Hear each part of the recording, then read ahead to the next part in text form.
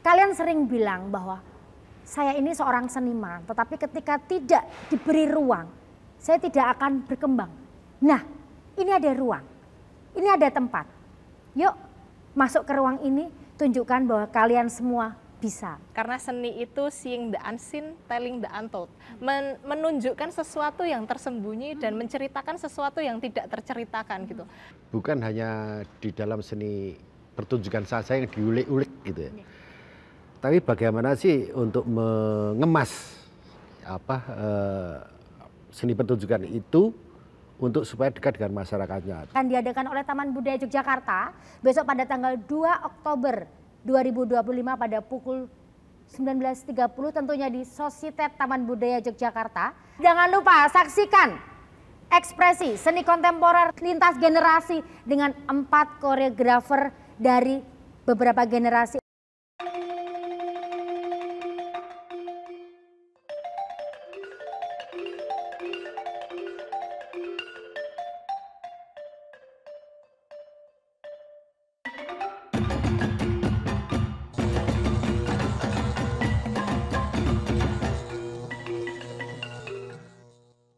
Assalamualaikum warahmatullahi wabarakatuh. Salam budaya, lestari budaya.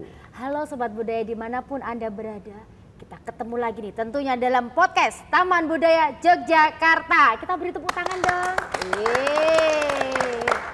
Ada apakah ini? Kenapa hadir di sini saya? Tentunya saya akan membawa sesuatu yang spektakuler. Tentunya yang akan diadakan oleh Taman Budaya Yogyakarta besok pada tanggal 2 Oktober 2025 pada pukul 19.30 tentunya di Sosietet Taman Budaya Yogyakarta akan diadakan acara ekspresi seni kontemporer lintas generasi. Apa itu? Pertunjukan apa itu? Tentunya penasaran kan? Supaya Sobat Budaya tidak penasaran, nih tentunya Harin Sumona akan menemani Anda bersama para narasumber kita yang luar biasa pada pagi hari ini. Yuk kita tengok ke narasumber kita. Yang pertama ini ada Mas Bimo Hatmo. Wah, kita beri tepuk tangan dulu Mas Bimo. Luar biasa, ini adalah seniman, maestro kontemporer, pokoknya luar biasa sekali. Dan yang kedua ini ada Mbak, ini karena masih muda ini, jadi Mbak Galih. Mbak Galih siapa, bisa memperkenalkan diri? Galih Prakasiwi. Galih Prakasiwi, iya. Ini adalah dosen ISI Yogyakarta yang kebetulan pada kesempatan ini menjadi narasumber. Dan tentunya masih ada narasumber satu lagi ya, betul Mas banget. Anter Asmorotejo. Tetapi kebetulan khusus untuk Mas Anter itu menemani mereka berolah tubuh, bergerak. Dan saya akan menanggap dua narasumber kita. Ini kita akan mengkulik-kulik apa sih itu, kegiatan apa sih ini, pertunjukan apa sih ini dari Taman Budaya Yogyakarta. Kita sapa mereka masing-masing. Mas Bimo, sehat? Sehat, alhamdulillah. Sehat Alhamdulillah. walafiat. Terus berkarya? Terus berkesenian? Siap, ya, berkarya terus tanpa henti. Asik. Sampai akhir hayat. Asik. Ini adalah motivasi. Betul. Untuk usia yang beliau dan udah kemasteran beliau itu masih terus semangatnya, ini yang perlu kita tiru ya Mbak Gali ya. Betul. Dan yang setuju. kedua ini Mbak Gali juga sehat. Sehat Mbak Harin, alhamdulillah. Semangatnya anak muda ini loh yang tidak, waduh, pantang menyerah ya Om ya. Ya harus, Ya, Om, ya. harus. Nah ini kita akan mengulik ini. Apa sih ekspresi seni kontemporer lintas generasi? Itu apa sih? Kegiatan apa sih ini yang dilaksanakan oleh Taman Budaya? Mungkin bisa dijelaskan? Siapa dulu? Siapa dulu? Pingsut? Pingsut? Ya, Apa gini. Bima? Om Bimba, mungkin Om Bimo dulu ya. Ya. Boleh. Sebetulnya saya itu menyambut baik atas prakarsa Taman Budaya untuk mengadakan sebuah ruang untuk memfasilitasi atau untuk memberi ruang sebuah pelaku atau insan seni pertunjukan dalam hal ini kontemporer. Ya, itu akan sangat mendorong kreativitas ataupun inovasi daripada rekan-rekan pelaku seni kontemporer, terutama dalam hal ini adalah seni pertunjukan atau seni tari seperti itu. Jadi sangat kita sambut, syukur-syukur saya harap juga untuk ruang seperti ini akan terjadi secara terus-menerus, bahkan kemudian meningkat secara kualitas seperti itu. ruang ya. Ruang, untuk yang itu para penting seniman sekali. kontemporer. Betul, Ya. betul. Karena selama ini seni kontemporer itu pelaku-pelaku seni kontemporer itu biasanya mencari ruang sendiri-sendiri dengan secara militan gitu ya, secara mandiri. Sedangkan untuk bereksperimen, artinya eksperimen sebuah seni inovasi itu tentu melalui proses-proses studio ya, itu yang saya istilahkan bereksperimen untuk menghasilkan sesuatu sebelum sebuah karya itu kemudian disajikan, seperti itu. Nah, oleh karena itu kenapa Taman Budaya ada etika untuk memberikan sebuah ruang, itu yang membanggakan. Syukur-syukur ini akan berkelanjutan dan dengan sendirinya pasti peningkatan secara kualitas pelaku-pelaku seni kontemporer di Jogja itu akan saling ada satu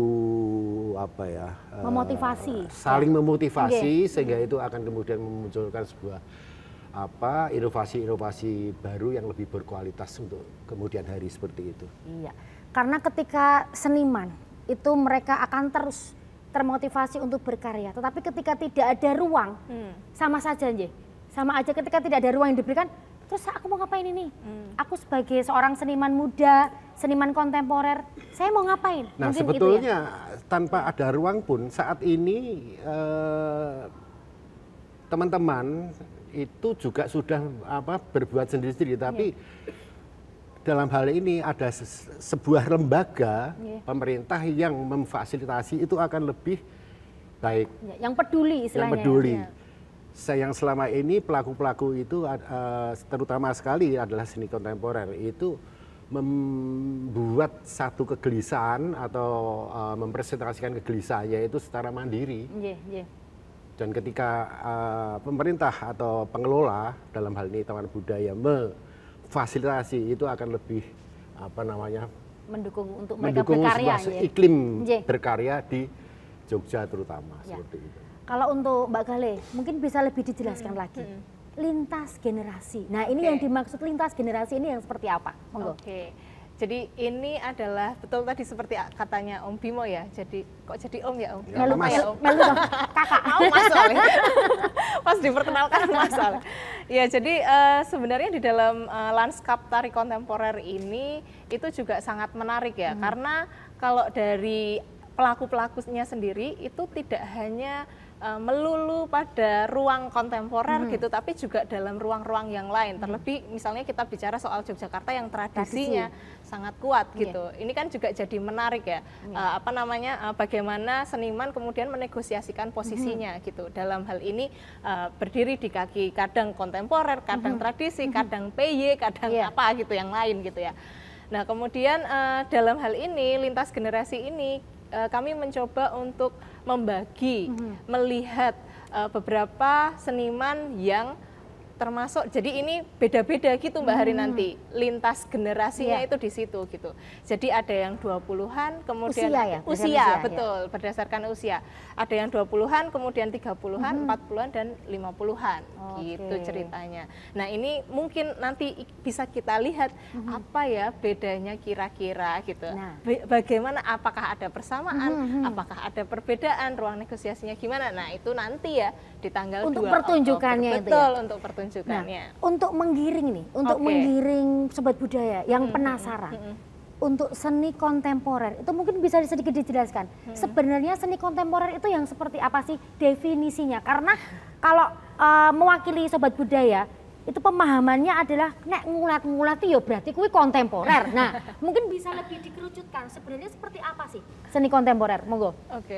Siapa dulu Om? Aku ya. Ini sebenarnya kalau dijelasin jadi ber-SKS gitu. Gak usah ber-SKS. Iya, sebenarnya secara peristilahan, kemudian kontemporer itu kan dari temporary gitu, secara leksikal gitu ya. Tapi kemudian di dalam kamus modern dance gitu, kontemporer itu ya of its time gitu, ya pada saat itu. Tapi sebenarnya tidak melulu pada saat itu, tapi kemudian itu menjadi refleksi dari si senimannya, si pelakunya, betul, si pelakunya. apa yang terjadi pada saat itu ya itu yang direfleksikan. Jadi sebenarnya kontemporer itu juga merupakan ekspresi bagaimana koreografer menyikapi pengalaman hidupnya, perjalanan hidupnya sewaktu dia hidup itu kemudian bagaimana penyikapannya gitu. Jadi sebenarnya tidak hanya serta-merta begitu ya gitu. Nah, tapi sebenarnya di dalam dunia barat kita memang mengadopsi ya dari istilah kontemporer itu dari barat gitu. Itu berawal dari gagasan soal apa namanya resistensi atau perlawanan dari modernisme.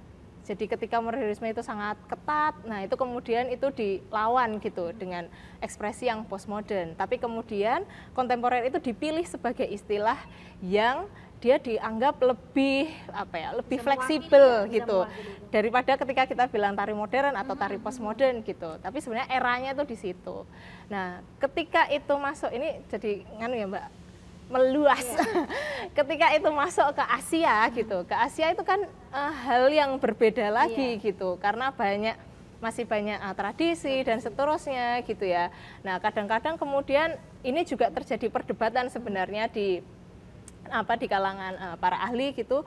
Jadi ada yang bagaimana kemudian ketika kontemporer itu dimasukkan, ekspresi individu itu dimasukkan ke dalam ekspresi yang biasanya lebih komunal gitu, kemudian menjadi seperti apa. Kemudian ketika kontemporer ini juga ada di tataran dunia barat dalam tanda petik gitu, maksudnya adalah Eropa dan Amerika, kemudian apakah ini juga menjadi ekspresi yang kalau istilahnya kemudian kalau dalam kajian postkolonial ya kolonialisme dan yang dijajah gitu, ekspresi yang seperti itu. Nah, apakah kemudian estetika tari kontemporer itu harus merujuk selalu pada estetika barat? Itu yang sampai sekarang juga terus mendapatkan dikaji dan digali gitu. Nah, sedangkan di Indonesia sendiri sebenarnya tari kontemporer itu dikenal pertama kali kalau Pak Sal menulis di bukunya itu di tahun 1968. Saat itu ada yang di Taman Ismail Marzuki ya, Indonesian Dance Indonesian Dance Festival ya, tapi sebelum itu ada pekan tari kontemporer atau ya semacam itu ya, aku kok agak lupa. Jadi ada mulailah di situ ada istilah tari kontemporer itu diperkenalkan. Tapi sebenarnya di Jogja Romo Wisnuwardana itu kan membuat Contemporary Dance School Wisnuwardana ya, yang itu secara eksplisit sebenarnya dituliskan. Maksudnya benar-benar kontemporer nih gitu. Itu di situ. Nah, itu menariknya gitu yang wacana kontemporer saat ini. Nah, jadi semangatnya itu bisa jadi soal refleksi tentang kedirian, pengalaman hidup, bisa jadi itu soal perlawanan gitu, bisa jadi soal ini apa yang mau diekspresikan pada saat ini. Tapi Pak Sal kemudian menggarisbawahi adanya kebebasan, kemudian kreativitas, kemudian tapi juga ada aspek kemanusiaan dan rasionalitas di situ. Gitu. Dan itu lebih natural ya, lebih natural. Betul. Dan apakah memungkinkan Om ketika kita beranjak dari tari tradisi, apakah itu memungkinkan untuk itu menjadi sebuah seni kontemporer? Sangat mungkin, tapi sebelumnya coba saya menambahkan sedikit ya bahwa disederhanakan kontemporer itu memang dari barat ya, memang karena perkembangan global semakin menyatu dunia ini. Kemudian kalau kita sederhanakan dalam bahasa Indonesia kan sebuah kejadian kekinian gitu ya, yang sesaat ini dan bisa juga sesaat gitu. Lalu oleh karena budaya barat dan budaya kita timur terutama Indonesia itu terjadi sebelum kontemporer maaf atau modern itu masuk sudah mendunia dan masuk di Indonesia, sedangkan kita sudah punya sebuah tradisi. Tradisi itu yang di seni-seni rakyat. Kemudian ada istana, yang itu kemudian kita sebut sekarang ini klasik gitu ya. Itu nanti nyambung dengan pertanyaan Mbak Harin, bahwa sangat kemungkin, bahkan yang terjadi adalah seni kontemporer yang ada di Indonesia terutama, itu tidak lepas daripada tradisi masing-masing, rohnya. Jadi kalau kita melihat secara visual, melihat secara fisiknya saja memang sudah lepas. Dan itu apa namanya, kontemporer artinya bebas untuk bentuk gerak yang mengungkapkan hadirkan, kegelisahan dalam bentuk gerak. Nah, tentu akan berbeda seni kontemporer, karya-karya kontemporer misalnya di Sumatera, Minang, Bali, Jawa pun terbagi, Jawa Tengah, Jawa Barat, Jawa. Itu kontemporernya akan berbeda, itu kelihatan sekali. Artinya siapa si kreatornya, seperti jadi itu. basicnya seorang kreator. Betul. Bahwa kemudian oleh karena induk daripada istilah kontemporer itu dari barat, sementara dunia semakin mengglobal, tentu interaksi gesekan atau informasi dan sebagainya itu akan saling mempengaruhi. Begitu juga dunia barat akan terpengaruh dengan timur itu sudah sekarang otomatis itu terjadi ya, seperti itu.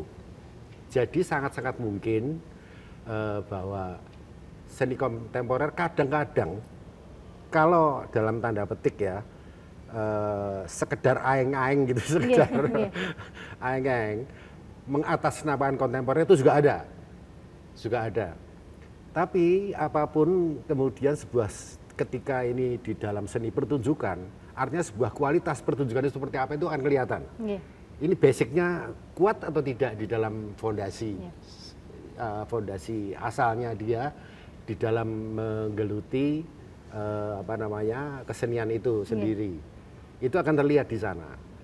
Tapi kadang-kadang mengatasnamakan kontemporer pun itu lalu waton aeng, akan terasa sekali. Yang aneh-aneh gitu ya, angger aneh-aneh ya kontemporer gitu ya. Iya, seperti itu. Itu memang ada juga. Artinya bahwa sebuah pertunjukan itu hanya sederhana sebetulnya. Baik atau enggak sih pertunjukan itu, gitu loh. Gitu aja, sebenarnya simple. Tapi juga kita kembali lagi ke seni. Seni itu kan untuk diukur, untuk diangka, itu kan sangat sulit sekali. Iya, betul. Untuk sebuah seni, karya seni. Betul. Karena seni itu kalau menurut saya tidak ada yang buruk ya, semua baik karena itu adalah ide, itu kreativitas dari seorang kreator. Jadi ya seni itu sah-sah saja ketika mau dibawa kemana gitu ya. Dan ini untuk besok, untuk yang pentas tanggal 2 Oktober, itu kan ada pemilihan 4 koreografer, ada 4 koreografer. Dan tentunya nih Sobat Budaya ini udah pada penasaran ini, siapakah koreografer yang dipilih oleh Taman Budaya Yogyakarta yang mewakili dari tingkatan usia. Dan juga tentu kita memperhatikan dedikasinya, memperhatikan tentang skill yang dimiliki dan ya keberadaan eksistensi diri tentunya begitu. Tetapi sebelumnya ini ada yang mau lewat dulu, kita kasih kesempatan, nanti kita akan kembali lagi. Monggo.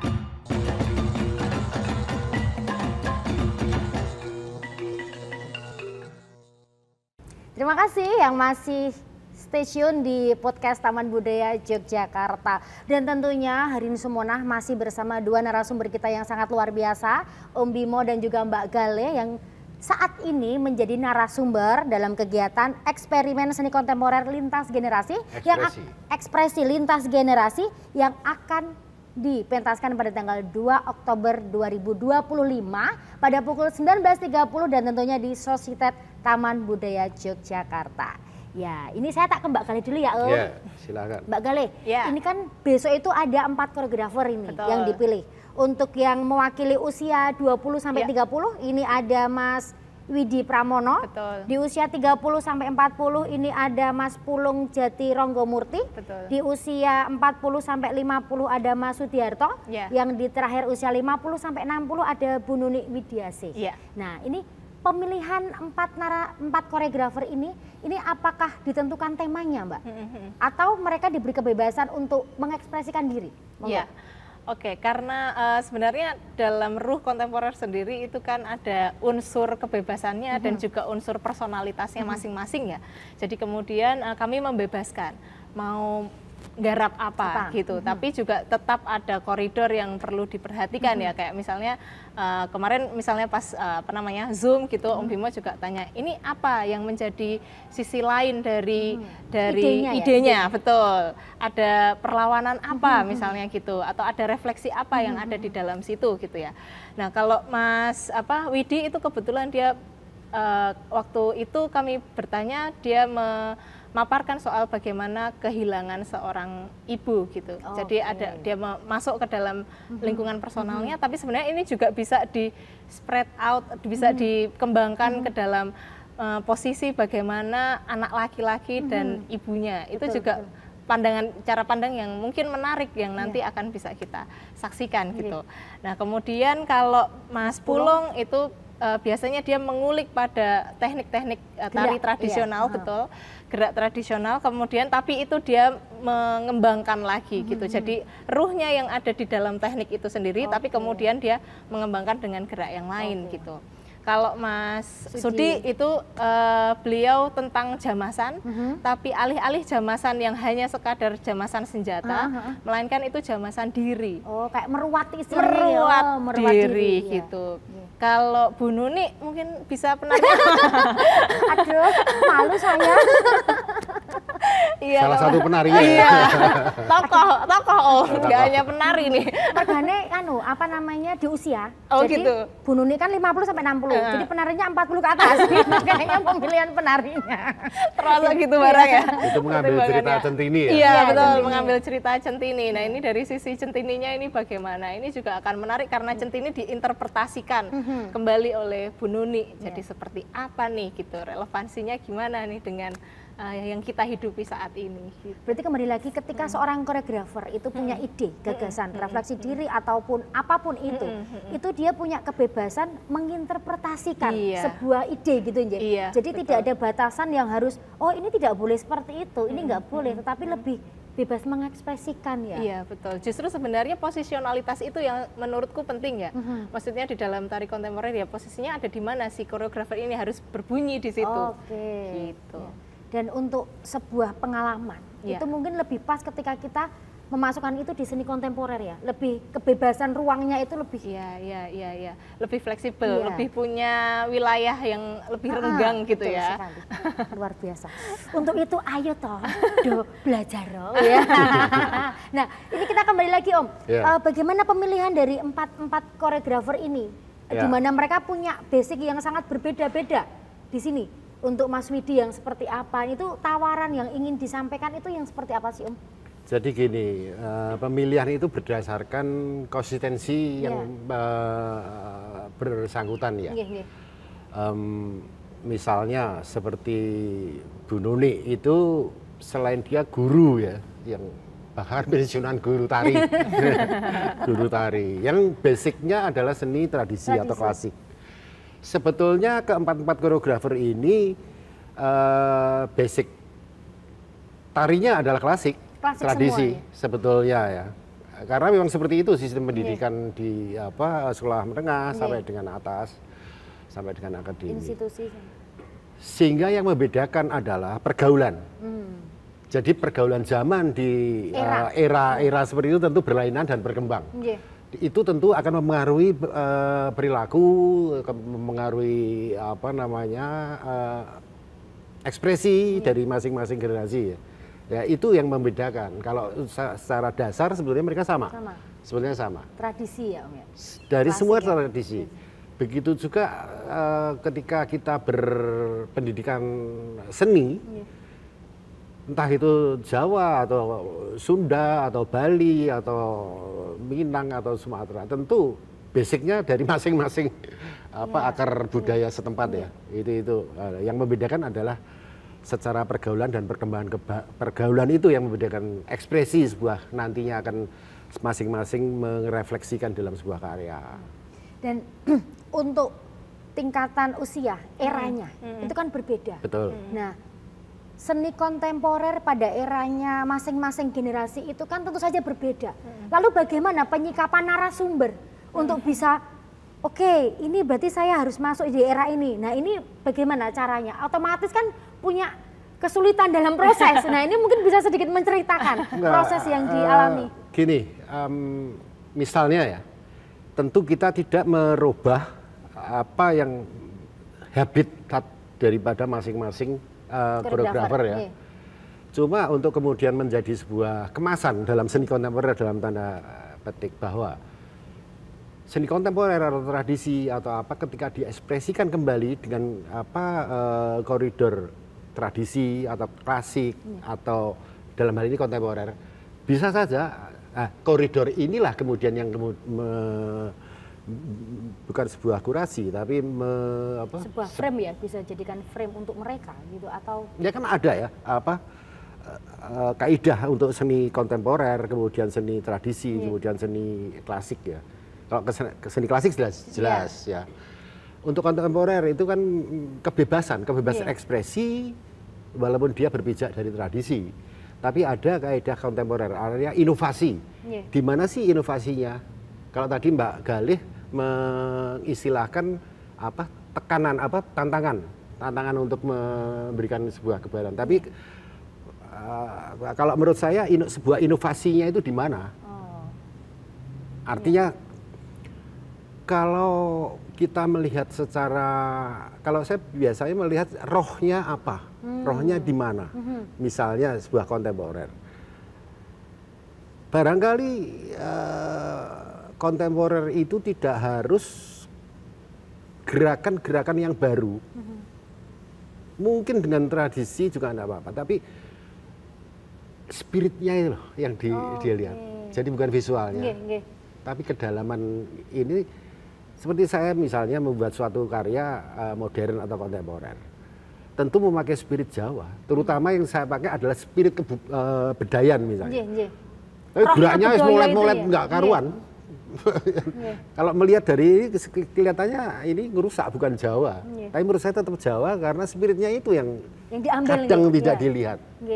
Biasanya melihatnya di soal fisik. Nah, seperti itu yang kami sampaikan kepada kreator-kreator. Jadi memang lebih rasanya itu harus kecekel istilahnya. Jadi apa yang dimaksud oleh itu seorang, dasarnya, iya. itu dasarnya itu dari sana, itu tidak pernah akan hilang, ya spirit itu. Kalau mengenai visual, bebas silahkan mengenai setting, mengenai musik, mengenai cahaya, kostum dan iringan dan sebagainya, monggo lah. Jadi lebih bebas ya, lebih bebas untuk mengekspresikan diri sebenarnya di seni kontemporer. Cuma konteks enggak antara komponen visual. Di sekitaran itulah kami menemani berproses. Jadi antara bagaimana yang dipikirkan, konsepnya, posisinya dia dengan elemen-elemen yang ada di dalam pertunjukan itu, ya musiknya, ya visual, ya setting, properti dan seterusnya. Kalau untuk sejauh ini, untuk persiapannya, ada nggak tantangannya atau kesulitan dalam proses menemani koreografer-koreografer ini? Ya, kalau kesulitannya sih sebenarnya relatif cuma hanya persoalan teknis sebenarnya. Maksudnya kayak misalnya karena ya sibuk gitu, kemudian penarinya banyak, kemudian sulit untuk mengumpulkan dan seterusnya. Hal-hal yang sebenarnya secara teknis itu dilakukan. Nah, kemudian juga yang kedua mungkin dari memang ya itu tadi bagaimana menuangkan dari konsep ke dalam bentuk yang bisa kita cerap secara indrawi kan gitu ya. Itu juga jadi PR gitu, pertautan antara lintasan ini itu yang kemudian biasanya ada intervensi kemudian dari Om Bimo maupun Mas Santer dan saya jadi teman diskusi. Mungkin menemui bahwa interpretasi narasumber dengan koreografer akan berbeda. Itu mungkin tidak, dan apakah narasumber itu punya hak untuk bisa ya sedikit nggak seperti itu, ini seperti ini, punya nggak? Atau memang idealisnya bebas kalau untuk seni kontemporer? Sebenarnya kami sifatnya menawarkan ya. Kemudian nanti koreografer keputusan artistik itu kalau saya pribadi kemudian saya serahkan kepada kebebasan ya, kepada koreografer gitu. Iya. Sebetulnya lebih ke memberikan sebuah referensi gitu. Penawaran. Jadi tidak langsung mengejudge bahwa harus seperti ini begitu ya. Jadi kita lebih ke menemani apa yang sudah dia punya. Kemudian apa yang kemudian dia sudah punya tapi dilupakan kepunyaannya, gitu loh. Seperti itu yang tidak disadari. Iya, seperti itu. Karena mungkin terlalu bayangannya sudah banyak, lalu terlalu lebar, dan kamu melupakan lagi, misalnya kayak gitu. Hal kecil yang sebenarnya kamu miliki itu tidak muncul gitu. Betul. Karena ngelakoni dewe toh Mbak kadang-kadang. Dan memikirkan sendiri itu yang dong-dong tuh lupa dengan aku tuh punya ini aku punya ini ya. Jadi fungsinya adalah narasumber itu untuk menemani berproses. Tanpa menghilangkan diri yang ditemanin. Ya, betul sekali. Dan kebebasan hak seorang koreografer ya. Mungkin tetapi ya tidak idealis banget ya. Tapi ya namanya seniman itu ya idealis. Ketika dia mau gitu ya. Harus ngotot. Harus. Ya, kalau untuk pertunjukan seni kontemporer ini yang digagas oleh Taman Budaya Yogyakarta, apa sih yang membedakan dan apa yang membuat menarik yang itu berbeda dengan seni kontemporer yang ada di luar?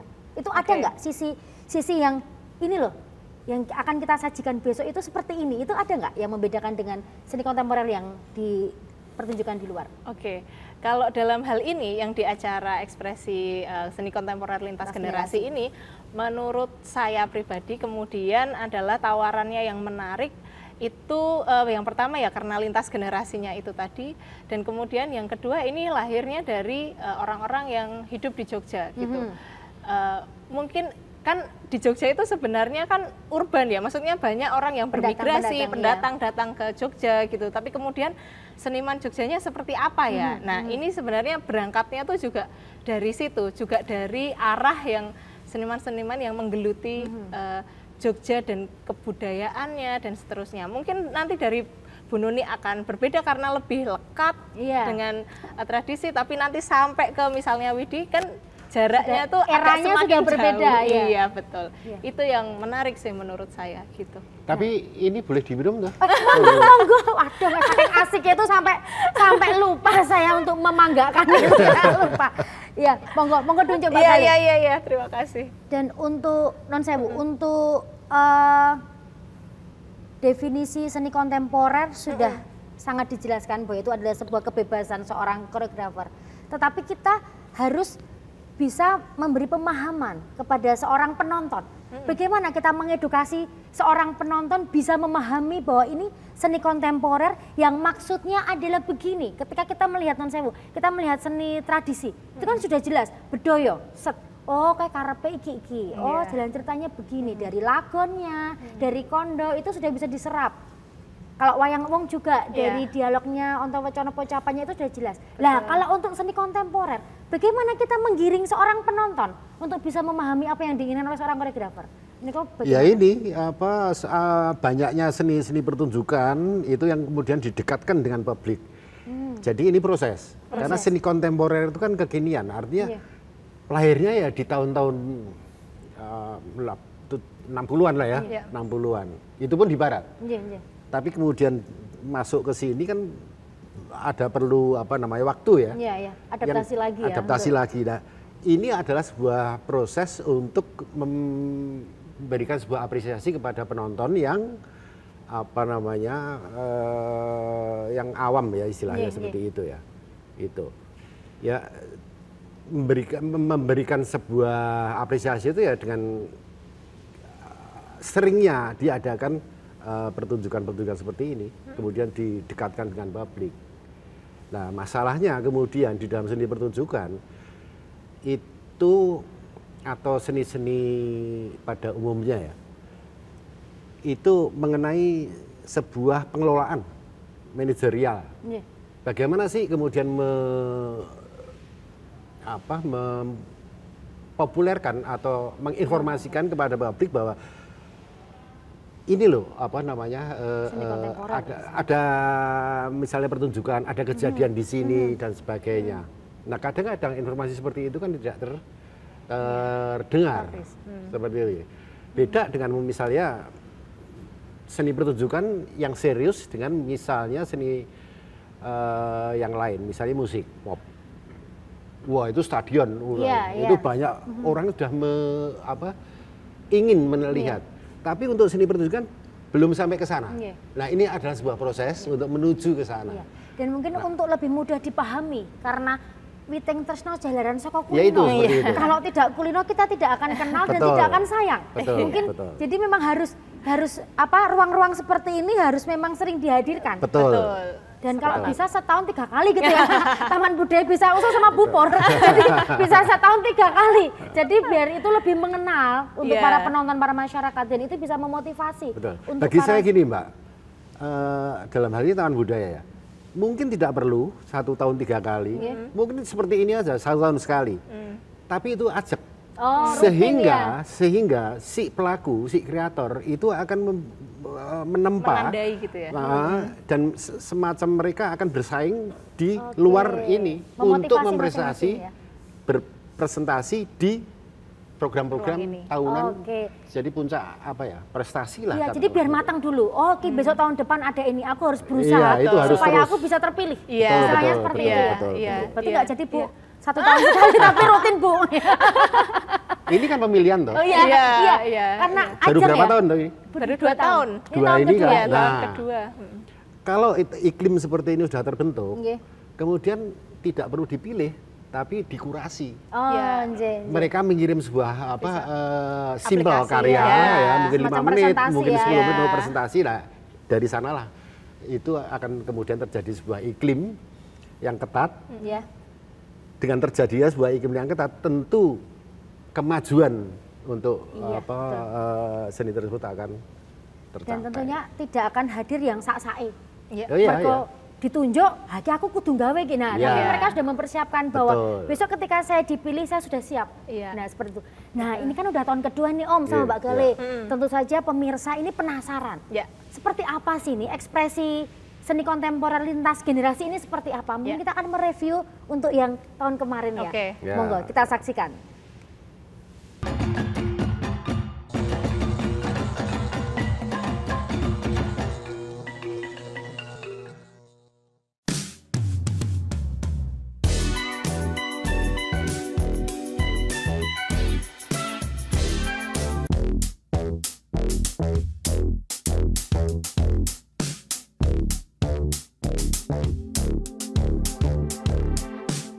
Malam puncak acara ekspresi seni kontemporer lintas generasi yang digelar di Concert Hall Taman Budaya Yogyakarta pada 25 Oktober 2024 menghadirkan keunikan seni dari berbagai generasi, khususnya tari kontemporer.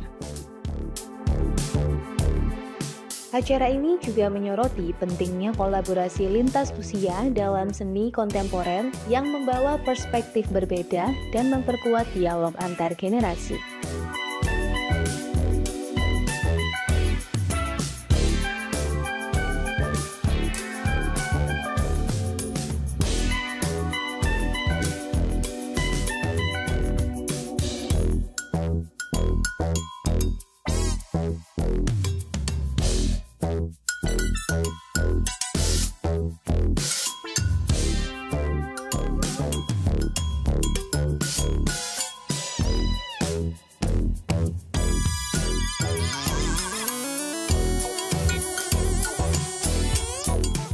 Ekspresi diartikan sebagai warna gerak yang timbul dari karakter seorang penata tari yang diekspresikan melalui sebuah gerak di dalam bentuk sajian tari. Dan kontemporer itu sendiri diartikan sebagai sesuatu yang bisa menggambarkan keadaan masa kini dan ketika menciptakan ini akan memiliki ketentuan di luar tari pada umumnya yang tidak memikirkan pakem atau aturan tertentu yang ada di dalam tradisi tari pada umumnya. Dan lintas generasi diwujudkan di dalam perjalanan atau pengalaman dan usia yang berbeda dari kelompok usia 20 tahun sampai dengan 29 tahun, usia 30 tahun sampai dengan 39 tahun, usia 40 tahun sampai dengan 49 tahun, dan usia 50 tahun ke atas akan memberi pandangan yang berbeda baik dari segi ide, gagasan, dan inovasi sehingga akan muncul beberapa warna dalam segi penggarapannya.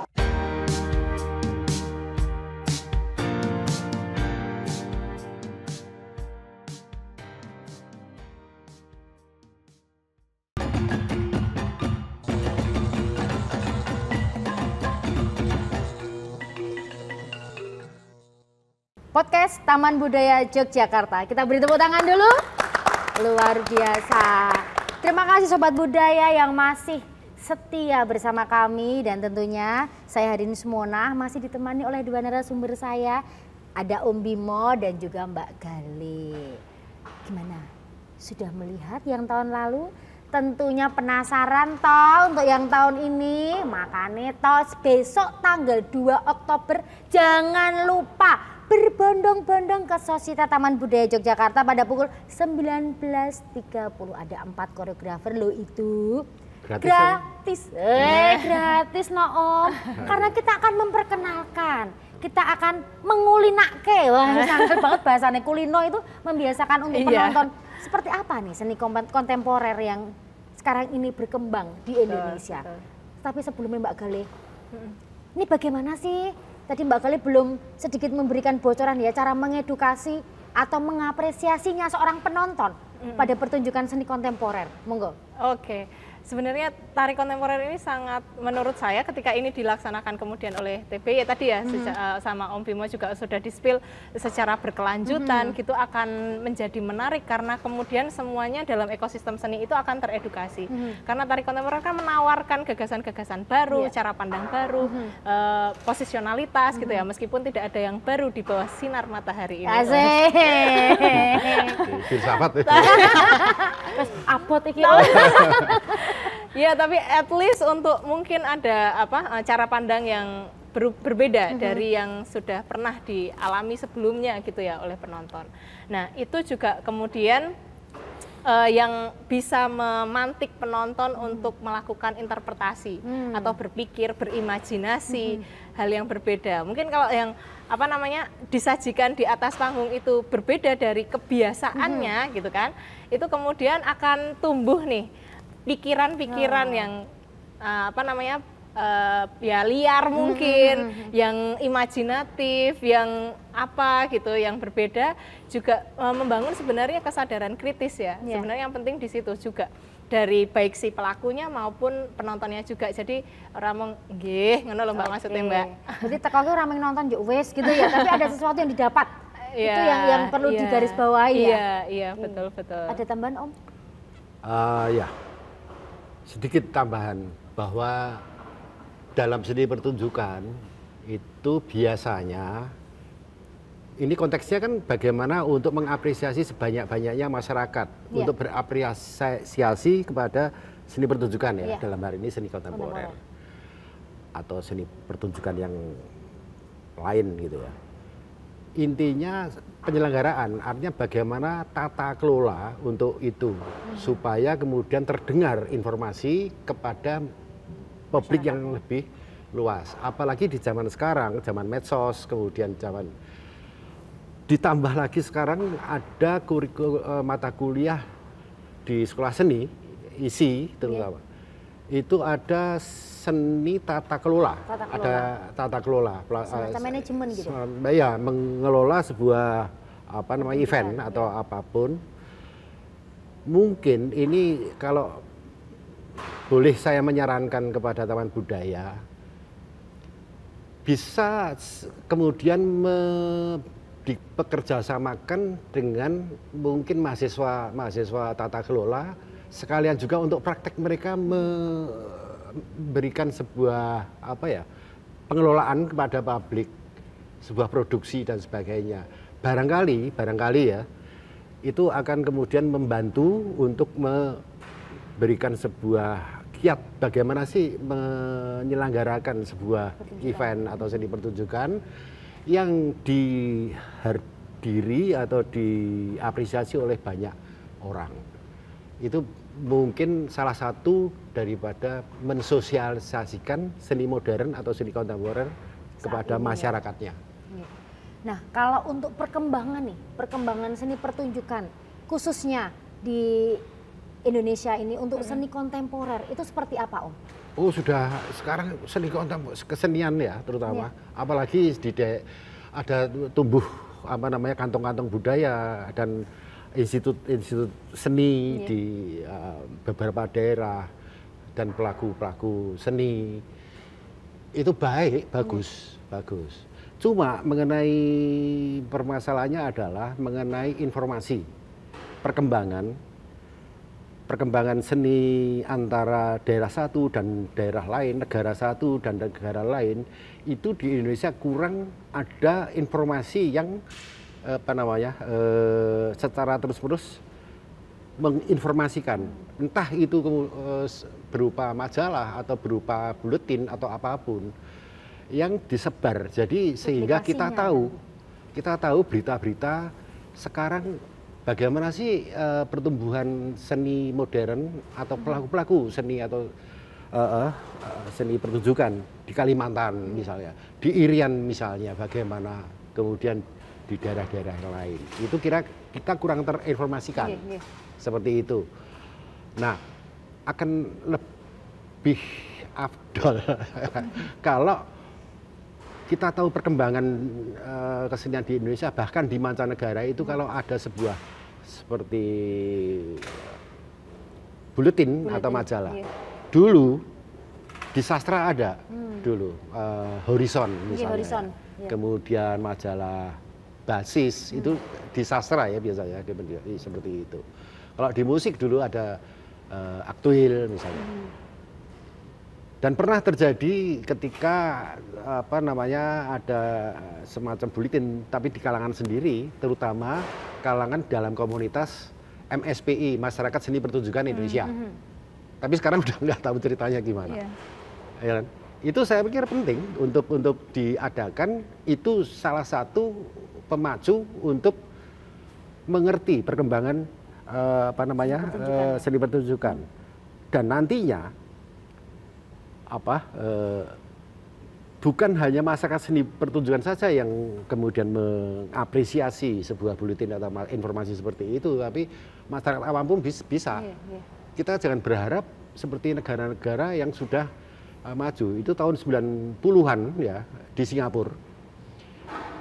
Itu sangat mudah untuk mengerti kita informasi bagaimana perkembangan seni modern atau kesenian di luar Singapura di tahun 90-an itu ya.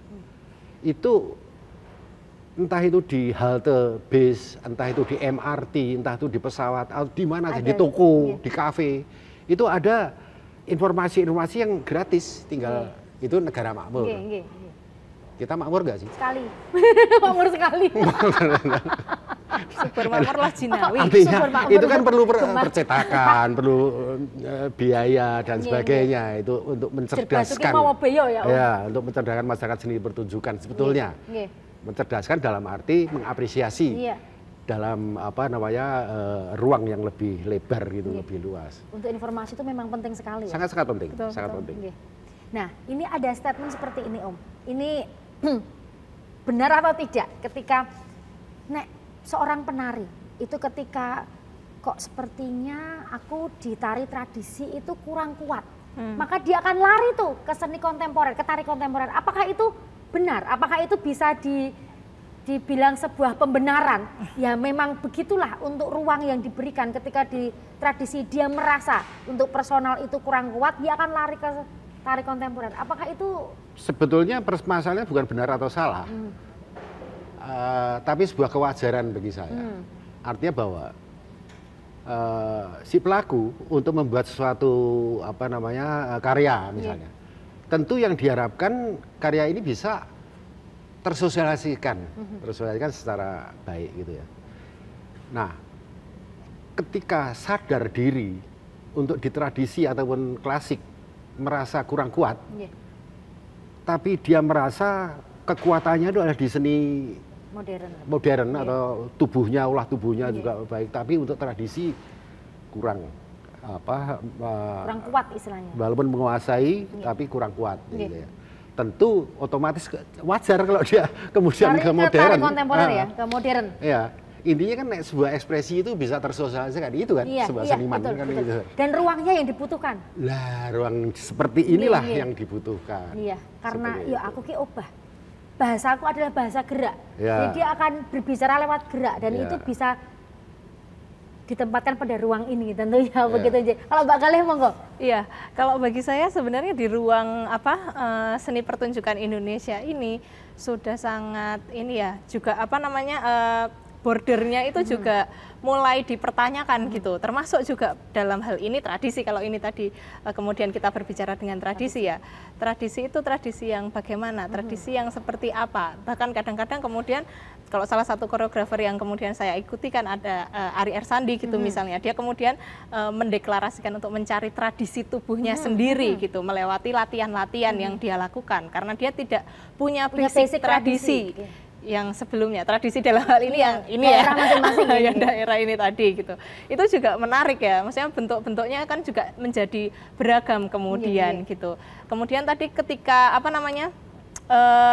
bentuk-bentuk ini kemudian bernegosiasi dengan penonton, kemudian juga dengan kondisi yang ada saat ini juga aku rasa akan menarik. Dan ketika ini lintas generasi ini terus misalnya nanti dilakukan terus menerus gitu ya, kemudian itu kita juga bisa melihat mungkin akan nanti kecenderungannya apa sih, misalnya pengaruh gadget, pengaruh AI misalnya, pengaruh perkembangan sosial yang bagaimana gitu. Mungkin juga kalau yang dalam hal ini misalnya Bu Nuni gitu ya, itu kan berada di era yang masih kuat ikatan emosionalnya atau ikatan sosialnya satu sama lain, saling berinteraksi secara langsung misalnya gitu. Nah, nanti semakin ke sini ini gimana ini? Apakah itu semakin kelihatan betul. Mungkin kalau sekarang sudah pakai HP, kalau Bu Nuni masih pakai itu HT. Halo Bu Nuni. Iya, dan untuk event ini, untuk kegiatan ekspresi seni kontemporer lintas generasi ini sebenarnya harapannya apa sih? Yang ingin dituju, sasarannya apa sih sebenarnya? Dan ini harus terjadi. Ini apa sih? Monggo. Ya, itu tadi seperti yang pertama kali bahwa seni kontemporer itu harus sering diadakan supaya kemudian lebih mendekatkan lagi kepada publiknya. Nah, publiknya ini siapa? Ini tentu kalau saya berharap seperti ini ya. Biasanya sebuah seni pertunjukan musik, konser musik misalnya, itu dihadiri oleh insan musik. Seni rupa biasanya dihadiri oleh insan-insan seni rupa dan ramenya hanya hari pembukaan toh. Iya, hari pertama. Begitu juga seni pertunjukan. Nah, bagaimana sekarang dari lintas seni bahkan sampai dengan masyarakat awam itu ketertarikannya ya. Tertarik. Jadi punya gregetnya apa ya bahasa ini ya. Punya kemauan untuk ada ini toh, aku nonton. Oh iya. Nah, ada ini toh, itu kan informasi akibat daripada informasi. Nah, bagaimana sebuah informasi itu kemudian sebarluaskan supaya terdengar. Nah, masalahnya jadi kompleks sebenarnya dalam hal ini. Beda dengan seni pop. Misalnya. Seni pop itu memang sudah dekat dengan masyarakat ya. Misalnya band mana gitu. Wah, udah langsung pada datang gitu. Bahkan ada seni pertunjukan yang terkelola dengan baik. Kalau saya memberi contoh seperti teater koma, misalnya, atau gandri. misalnya. Itu manajemen publik itu kuat, tata kelolaan untuk itu. Nah, untuk pandemennya mungkin ya Om ya, untuk pandemen penggemar-penggemar mereka secara person. Nah, bagaimana kemudian memanajemen penggemar, bagaimana membentuk itu? Iya, iya. Itu persoalan juga. Nah, ini yang PR sebetulnya. Barangkali ke depan itu yang perlu gagas juga, bukan hanya pertunjukannya saja, tapi di balik pertunjukan itu ada tata kelola yang kita sama-sama saling belajar dalam memproses sebuah iklim berkesenian. Ya, memang ya personnya itu memang tidak bisa dipungkiri ya. Ketika sekarang misalkan ini Om Bimo karya, pasti pandemen-pandemen penggemarnya Om Bimo dan yang ingin belajar dan yang istilahnya nyantrik sama beliau itu pasti akan berbondong-bondong untuk datang. Nah, ketika kita harus memperkenalkan ini loh, ada ini koreografer untuk seni kontemporer, dan ini perlu memang hadir untuk pertunjukannya seperti ini yang harus dikenalkan. Iya, betul. Kalau saya memang harapannya tuh agak lebih jauh ya Mbak, maksudnya nggak hanya sebenarnya di dalam tari kontemporer seperti yang tadi saya katakan, bahwa karena tari kontemporer menawarkan sesuatu yang lain ya, menawarkan cara pandang kritis, reflektif, perlawanan dan seterusnya. Jadi itu yang kemudian mungkin resonansinya itu bisa melebar, tidak hanya di ruang seni tapi juga di manusianya itu sendiri. Jadi bagaimana manusia itu kemudian pada dirinya, pada lingkungan sosialnya, kemudian gemanya juga mungkin ke masyarakat yang lebih luas, akhirnya struktur masyarakatnya itu bisa terbentuk ya. Baik, betul. Luar biasa sekali. Tapi saya bersedihnya itu di sini loh. Ketika seharusnya itu masih panjang lebar yang harus bisa dikulik-kulik, karena ini eman-eman sekali ini Sobat Budaya, karena ini memang ya di sinilah beliau gitu loh di seni kontemporer. Tapi ya karena waktu, besok saya tak ngenyang supaya bisa diperpanjang dan ada sesi 2 besok gitu. Ini untuk closing statement, ini monggo ajakan motivasi untuk para generasi muda, untuk para koreografer yang ayolah berkarya untuk seni kontemporer, monggo. Ya. Artinya karena kompleks ya ini sebetulnya. Jadi idealnya yang seperti tadi saya ungkapkan bahwa bukan hanya di dalam seni pertunjukan saja yang diulik-ulik gitu ya. Tapi bagaimana sih untuk mengemas seni pertunjukan itu untuk supaya dekat dengan masyarakatnya. Dalam hal ini Taman Budaya sebagai pengelola dalam seni dan kebudayaan itu bisa kemudian meramu beberapa disiplin yang berkaitan itu untuk bekerja sama. Seperti tadi ya, ada tata kelola, kemudian ada podcaster atau pelaku podcast seperti itu. Itu nggak bisa menipu kita dari sana itu akan lebih ruang-ruang yang lebih luas terinformasikan program-program daripada pengelola dalam hal ini Taman Budaya ya. Barangkali ini saran ke depan. Kalau hanya supaya tidak terjadi setelah ada program ini selesai. Jadi ada peningkatan, kemudian ada spirit ketika ini menjadi sebuah rutinitas setiap tahunan misalnya. Ini adalah sebuah puncak bagi pelaku-pelaku itu menguji diri sendiri. Oh, aku berarti ketika sudah terkurasi untuk tampil di dalam ruang yang sudah terbentuk ini, itu bisa ada peningkatan atau semangat spirit. Begitu juga orang-orang yang belum ada kesempatan, tentu dia akan menempa. Betul, iya. Nah, itulah kemudian yang iklim seperti itu yang perlu dikulinake ya Om, gitu. Dibentuk, digarap. Gitu. Dan memang ya itu harus tergelitik, harus terangsang istilahnya. Ayo berkarya, ayo berkarya. Kalau Mbak Galih monggo. Ya, kalau saya karena menurut saya seni itu saya seia dengan apa yang dikatakan Prof. Bambang Sugiarto gitu ya, bahwa karena seni itu seeing the unseen, telling the untold, menunjukkan sesuatu yang tersembunyi dan menceritakan sesuatu yang tidak terceritakan gitu. Karena kadang-kadang apalagi kemudian kalau kita konteksnya kemudian di dalam tari gitu ya, kadang-kadang kan kita sulit untuk ngomong berbicara secara ya, verbal gitu ya. Tapi kemudian itu terwakili oleh tubuh bahasa kita. tubuh. Dan itu juga bisa diterima oleh penonton jadi gayung bersambut gitu. Penonton kemudian mengimajinasikan sesuatu yang juga refleksi atas dirinya, tapi juga bisa juga menjadi refleksi atas pelaku dan juga sekelilingnya mungkin yang tadi secara sosial gitu. Jadi bagi saya ekosistem tari ini mari kita dalam hal ini karena merujuk ke tari ya, maksudnya seni pada umumnya, kemudian ekosistem tari ini kita bangun gitu ya, nggak melulu dari penyelenggara tapi juga pelaku, tapi juga penonton dan juga masyarakat kita secara luas gitu Mbak. Oke, terima kasih, kita beri tepuk tangan untuk kedua narasumber kita.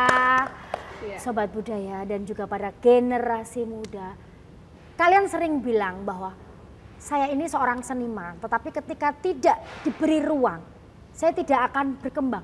Nah, ini ada ruang, ini ada tempat. Yuk, masuk ke ruang ini, tunjukkan bahwa kalian semua bisa. Tepuk tangan dong untuk saya. Iya, untuk sobat budaya, jangan lupa saksikan ekspresi seni kontemporer lintas generasi dengan 4 koreografer dari beberapa generasi, 4 generasi. Ada Bu Nuni Widiase, ada Mas Sudiarto, ada Pulung Jati Ronggomurti, dan juga ada Widi Pramono. Seperti apakah itu wujud pertunjukannya, seni kontemporer yang mereka hadirkan dengan konsep dan ide gagasan yang berbeda? Tentu saja saksikan pada tanggal 2 Oktober 2025 di Sositet Taman Budaya Yogyakarta pada pukul 19.30. Untuk itu, akhir kata, saya Harin Sumona, saya undur diri dan sampai ketemu lagi di podcast Taman Budaya Yogyakarta selanjutnya. Wassalamualaikum warahmatullahi wabarakatuh. Waalaikumsalam. Salam budaya, Lestari budayaku. Matur nuwun. Sami-sami. Mas Bimo.